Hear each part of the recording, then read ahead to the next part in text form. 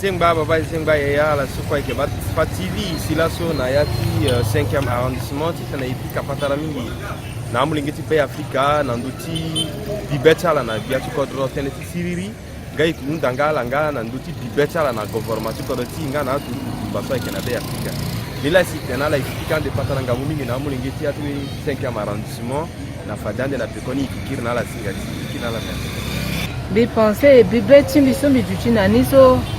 lani kodroti akatonsoape mais yini so asiso vraiment yingaliti itape nambi mbiti demana giati kodro donc même bi demana loko mais ake bibeti ambena zoape so ala peti yande dangape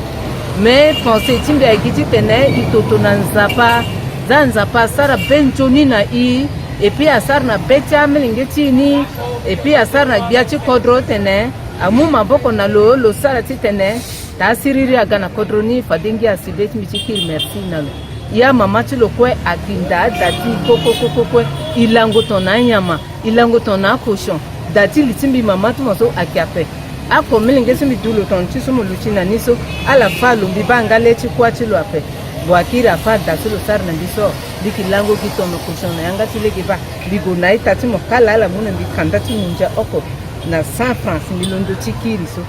mais kodroko jo akatonso ape bi mama timo bikisara kota commerce mbikitenaye mais atoma su kodroni akenyape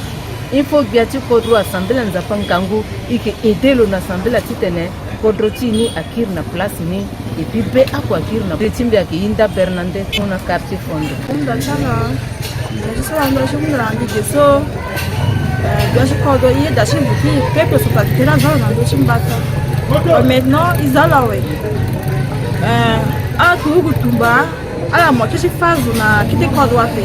le gezinya me mianga me ma pays na capitale étudier asuka ça que puisse ko dia South Africain là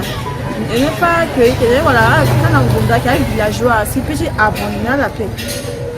et puis le gezinya me mianga pa que fête na bonge fête a des pays à fonctionner ya que na ba mais en pas sur casse ko ya zula le tentelando tala a des étrangers qui dit azana mais c'est comme un changement à faire il faut faire na passer ouais si à tout étranger assis mais quand dans ce gango tala kini mieux que le telembi so mingi chikodlo amu gombena a mes centrafricains encore à que mieux africain à qui na bazana ya chi province à petit ça quoi tumba so et que quand le régime ti toi déraper et pour nous mais quand même le petit colis papa mba le colis qui manipule la chumoso il faut que le petit colis na petit pouvoir mais il y a que le niveau là quoi qui petit voter la quoi c'est mais faut être tu colis là il faut que soutenir le gouvernement ils sont gouvernement ça c'est conseil à Bumbia zuko ça ta inclusif à Bumbia tout voilà quoi la na ni so beta la quoi yeda ata nzi ça kwa tete ko mais na mbaita tutumba ibazo mtoni volontaire d'abord tene ya umamboko mosi yala isa kusala na ibazo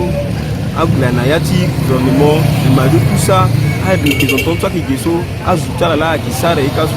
c'est que meni zoni bengo na gouvernement soit la gana ni bani ya etanzu na asiko fadala zo fadala ga umamboko wa gouvernement ala gigi biniye a fait pas tota wala zo ga geso wala ka vrazu na pe wala zo ngba pe ko iko inga bati to nga moeda otamu mo ga mujuma mboko wa gouvernement mais azuma kira encore ngba tu pas bien consensus a gishoni mingi na kokita si to nga lenga te vraiment ni mingi tu kodo et puis soit la revendiquer nasi amuna ti accord sangba ti bale geni a ti te fadala pantuni bo kitala et puis na kusala so apesa tele musongo iso eti gi peuple senge beti a inserfana la fadina le gi mala ngba fane la ko yala gi tumba et puis après ce soir la gawara la wagina tingangu asa so beta zo somi mais ti gouvernement unda ti tene si tongana azu susi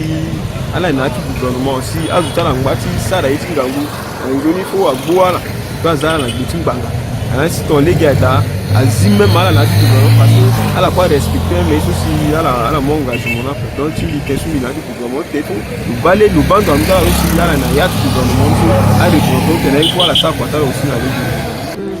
tenba to so mi te agba ko to yini so ape passer ton sape ama sika kwa ya chimoso abi yena ga ko kirikiri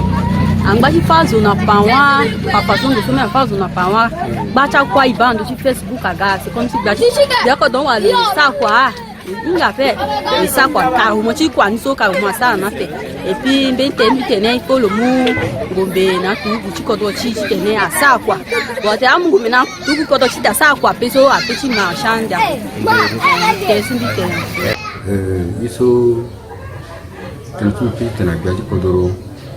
activité tenait vraiment silence à pouvoir faire. Silence on base c'est une arme très puissante. Mais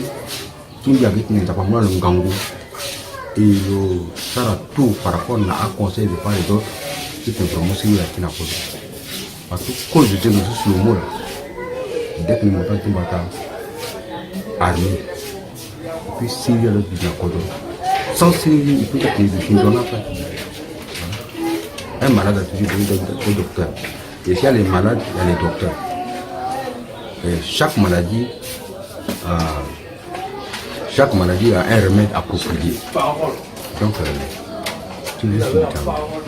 en fait, message que je d'abord, si tu as un morceau qui m'a dit Africa, mon père a dit Bungo, il dit Fambat, mon centrafricain. Peut-être un Ngombe là, on va continuer à détenir. Mon tir na zoso alonande eti kati buba kodotimo mo pedi mo tir na battement centrafricain mais zoso ngomba ngwa na momba kotlo ngba tir na ngona do ça veut dire que zoso lo tamo ngeti kodro pe unda ya tete na za ngombe azoso quand même ala kina niveau akira continuer étude zoso akina niveau après le kalo ki kwati momba ko le petit manda ça kwati momba ko il avance na kodoti akibien là il y gouvernement on a un gouvernement le gouvernement ça a tout possible que ce soit à un niveau de désarmement à ça désarmement après si Iraki na RCA à la soirée quoi tu tout le bas si tes capacités là ça la quoi tu tout à la soirée voilà peut-être voilà quoi tu métier ça la quoi tu métier après le ça gouvernement le ça désarmement général qui est en Iraki na RCA on dit